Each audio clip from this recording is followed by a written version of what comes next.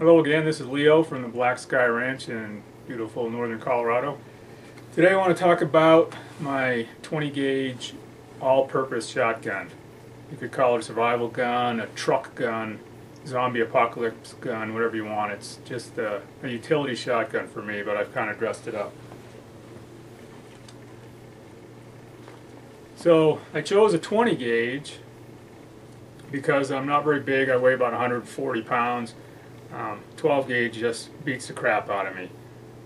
So I like the 20 gauge. The 20 gauge compared to a 12, it's about 3/4 of a 12 gauge. So it works for me.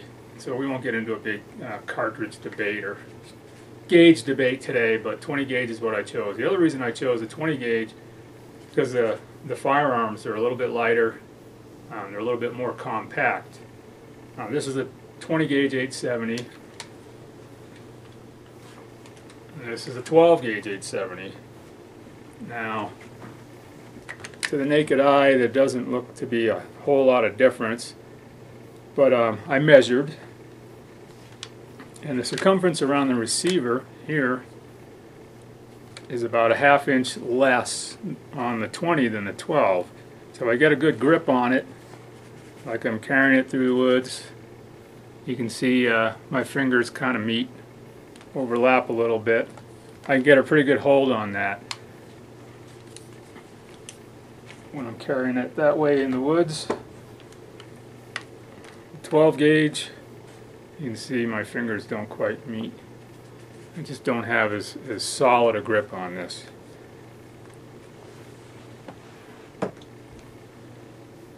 So let me show you what I've done with this 20 gauge. It's a 870 Express model, Express Magnum, so it shoots the 3-inch shells. It's kind of the economy version of the Remington 870. I've had this maybe 6-7 years. I think they were selling them for somewhere in the neighborhood of $250 at the big box stores. Probably a good $150 or $200 less than their more finished, polished models. So this one had a matte finish, black matte finish, unpolished receiver. I've painted it, obviously. It's got plastic stock. It comes with a shorter stock, has I think a 12 3/4 inch length of pull. That's the distance from the center of the trigger to the center of the butt plate. 12 3/4 is made for, they call it the women's and youth model or something like that. A little bit short for me, but when I'm wearing heavy clothes in the winter time, it's just about right. And I'd rather have it a little short than too long.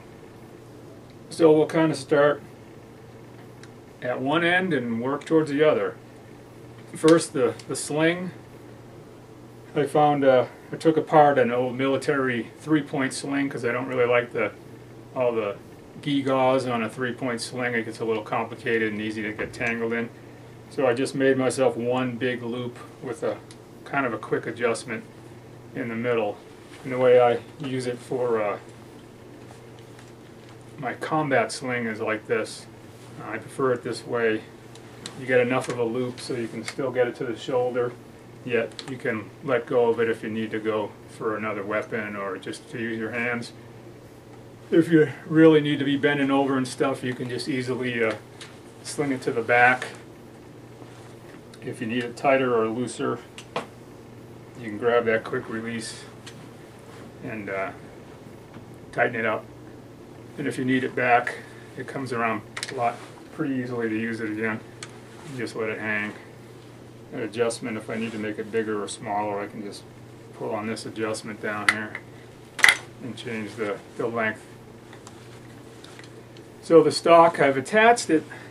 See, it came with a sling swivel down here, but to make it work better for this type of sling, I've attached the sling in the middle on the side of the stock here. And I just ran some paracord around, anchored it with a sling swivel so that it won't slide up and down. Here, let me get this out of the way.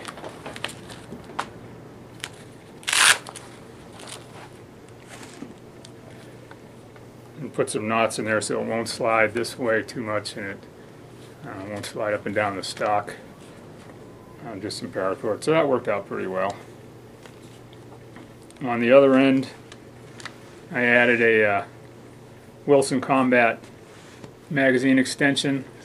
It's a 2-shot extension. Kind of hard to find. I kept looking for them. People would have them in their catalog, but never in stock. I think I finally found a vendor that had them in stock, and I ordered one. So it adds 2 shells to the magazine, and it comes with its own spring. And it comes with a sling attachment point on the side. And this goes on in place of the original magazine cap, so it comes off and on, just like the other one did. Only thing is, when you go to change barrels, the spring comes out as well, so it's a little bit more tedious to swap out barrels. I only have one barrel for this. Anyway, it's the 21-inch barrel that comes with the with this model, and it has the rim choke, so you can put whatever choke you want in it. I keep a modified choke in this one because it works better for 20 gauge, I think, for hunting small game, and it does all right with buckshot as well. So the stock, like I said, it was plastic. It is plastic. When I first got it, I was annoyed by how loud the stock was. You just hit on it and you could just hear the hollow, cheap sound. So what I did is I took the butt plate off and pumped a bunch of epoxy in there, making sure not to get it in the channel where the screw, the butt stock screw is. But there's some other channels here and here. It just filled it up with epoxy. It added a little weight, but it also, still you can hear a little bit hollow, but it's a lot better than it was. Paint job, just Krylon spray paint. It's already starting to wear. That's the thing about Krylon. It isn't quite permanent, but it's, when you're going for a look like this, it doesn't matter if you just touch it up, even if the colors don't exactly match. So my thoughts on camouflage for some of this stuff, instead of an intricate pattern, this is made so it has a big brown stripe here and a big brown stripe here, and then the rest is tan, and there's a little bit of a brown. I don't know if you can see it on camera, but I just used some tan spray paint on there. The bolt I did not paint. It comes black. That's one of the ways they save money, is instead of polishing the bolt and making it shiny like the other 870 models, they just do a rougher finish and finish it in black. See, here's the Wingmaster 870. Had this for a long time, and you can see it's got a polished bolt, and it's a lot smoother, a lot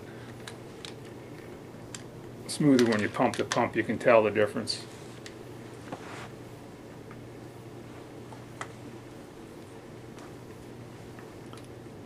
The other thing I added to this was sights. I got some, I think they were Firefly. There's a bunch of different vendors that make these fiber optic kind of sights. And I put this front one on, and as you can see, I left the bead, the original stock bead, on there. So if this gets damaged, I can just get a wrench and take that off, and I still have the bead. I had a rear sight on it as well that matched the front sight. Just clamps to the rib, and this thing, the dog knocked it over when it was leaning against the bookshelf, and it broke that sight. So I found out they're not that durable. One of the little pips that had 2 green ones, like this red one, except for 2 green ones, and one of the green ones just broke off. So I took it off, and I haven't tried it yet, but I'm going to see whether or not I can shoot accurately, especially with slugs, just using this sight. If not, I've got another set of these clamp-ons that I'll put on there. So you saw I had this on there before. I don't like carrying the shotgun around with the butt carrier on there. I just had this laying around, and I keep it on the shotgun so that I have ammunition with the shotgun all the time. I generally keep it loaded, whether it's in my truck or in the house. And then I have 6 extra in here. And if ever whenever I take it out to actually use it, sling it, I usually take this off, and I can put the shells in my pocket or in my vest. So this holds 6 inelastic loops. And since it's made for 12 gauge, like most accessories are, I can actually fit probably another 6 loose in there. But that's just for convenience. I don't carry the shotgun around with this on there. So I mentioned the length of pull. Told you this one was about 12 3/4 from here to here, and that's about right for smaller people. By comparison, it's the 12 gauge I have. This is an aftermarket stock as well, and it had an add-on here so that you could take off to give this a 13-inch length of pull. Again, that's 14 is kind of an average length of pull for American guns. So 13, it works pretty well for me even with heavy clothes on.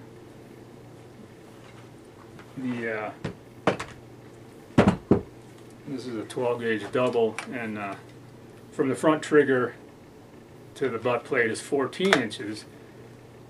And I like this shotgun. I like the size and everything, but it's just a little too long. Someday I'm going to have to just take 3/4 of an inch off the stock so it fits better.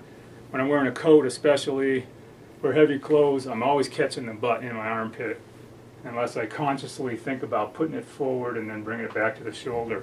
And after shooting the other shotguns, I'm so used to having that clearance that I catch it in my armpit or I catch it on the pocket of my jacket. So to me, length of pull is pretty important. Especially with shotguns, you do a lot more of sort of instinctive shooting with them than with a rifle. You need to be able to get it up fast and get it up to the same spot in order to hit your target. The other thing I changed on this, I wanted to mention, is the spring follower.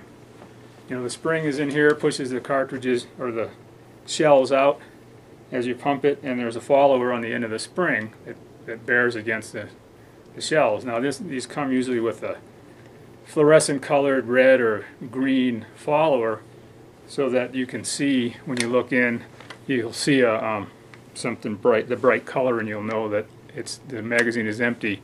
And I doubt you can see this, but maybe you can. I replaced it with a steel one. I was worried that the plastic would deteriorate over time and come apart and jam everything up, so I wanted steel. And it's bright steel, so it's kind of it's easier to see than the old style, because the old 870s, that's just black, so you can't even hardly see it. The thing I wanted to mention is lights. Everybody seems to want to put a light in their shotgun, and I don't think it's a terrible idea. I just haven't been able to find a suitable one. You kind of want a light that you can easily turn off and on, especially for a home defense gun. You want a light that you can turn it on, take a quick look, turn it off again. And with this, to mount a flashlight up on the barrel or the magazine tube in front of the pump handle, it's a lot more awkward to reach forward and use that light. It's doable, and I may put one on here eventually. The other option is the light that has a wire and a pressure switch that goes back to the pump, so that you can turn it off and on with a finger. One of the reasons I don't really like them is it adds a lot of weight. Part of the charm of this shotgun is that it's lightweight and maneuverable. You start hanging something weight out that far on the end, it really makes a difference in the balance. Also, for me, I think having a handheld light works better. You can use a handheld light to look around without pointing your shotgun. Even if you have a shotgun mounted light, you should still have a handheld light, because you don't want to point a loaded shotgun at everything you want to look at. I mean, you may hear a noise, you want to go outside and see what it is. You don't want to be pointing loaded guns at innocent people. The cops may be out looking for a prowler in your neighborhood. You pop out, point a shotgun at them, that could be problems. So a separate handheld is good, and especially one of these smaller ones. This is a Surefire Executive, so the diameter is smaller than the standard Surefires, and you can actually hold it in conjunction with the pump pretty well, pretty securely. You can still work the pump without losing the light, and then if you need to use it separately, you've got it like that. So the last thing I want to talk about is my little vest I made up, and I put together this rig. Most of it's from Tactical Tailor. The base vest is from Tactical Tailor, and I added my pouches.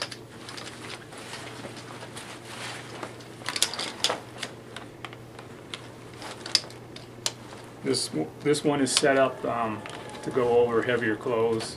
I kind of change it out once it gets summertime again, and I tighten up all the straps, but it's winter now and I keep it so it'll go over my jacket. So it's got padded straps. It has room to add other things. One of the problems, if you could call it that, of the MOLLE gear is that people think if there are PALS webbing straps, then they need to put something there. So people put everything, every space they have, they fill it up. I try to be a little more minimalistic. So this is set up just for the 20 gauge. I can swap it over to 12 gauge just by changing out the shells. Like I said, accessories are always made for 12 gauge. It's very hard to find 20 gauge stuff. So this is a military panel, and it's made for 12 gauge. The 20s fit in it. They're a little loose, but they stay in there. So I put all buckshot on this side, and it's number 3 buck. The 2 3/4 are usually number 4 buck or number 3. Smaller than the standard 12 gauge double lock buck. Anyway, this holds 16. It's only got 14 in it right now, but it holds 16. And pretty easy to get to. So I keep buckshot on this side, and I keep slugs on this side. There's just a little holder I got from Wilderness. From Wilderness, that makes the Wilderness instructor belts like that. And it just clips on with a little thing. It's not the most durable thing in the world, but just for convenience, you probably want to load from this first and get this out of the way, rather than run around chasing zombies with this flopping in the breeze. But it's convenient, and again, if it becomes a pain, you can unclip it easily and stick it in a pocket. This one here holds 6.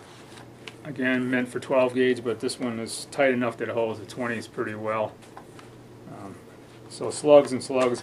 And then in a little pouch, so the utility pouch I have just birdshot. Just kind of random assortment of birdshot in case I need to do some small game hunting while I'm out zombie hunting. They're just low base dove loads, low recoil. Or if I just want to, shoot pine cones or cans or something, then they're a lot easier on you. The only other thing I'd have on here is a water pouch or canteen pouch.